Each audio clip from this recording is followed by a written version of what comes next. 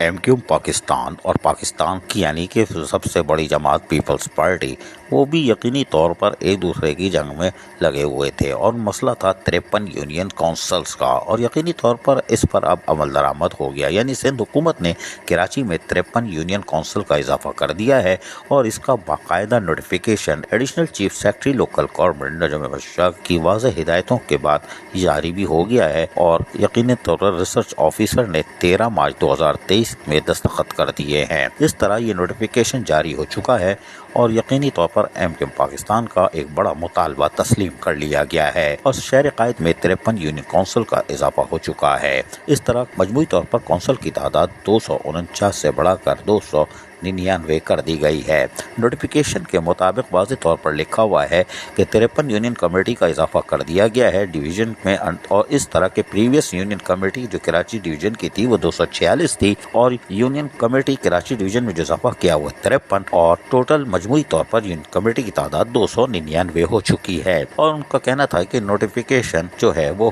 Local government نے جاری کر دیا ہے، اور یقینی طور پر یہ ایک اچھی خبر ہے کہ کراچی میں اب نچلی سطح پر، لیکن نچلی سطح پر آپ کو پھر تمام تر اوزیڈٹی شیئر میں اضافے کے ساتھ ساتھ فنڈ دینا پڑے گا، اس لیے کہ اگر آپ وہ دیں گے تو یہ 299 یونین کمیٹیز یا یونین کونسلز کارآمد ہوں گی، ورنہ ماضی کی طرح اگر لولی پاپ ہوگی تو یہ پھر چیخ رہے ہوں گے اختیارات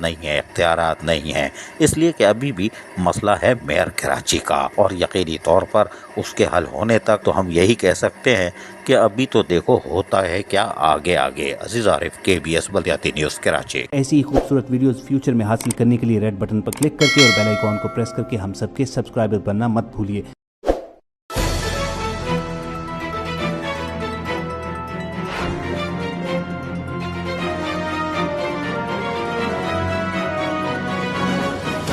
KBS بلدیاتی نیوز۔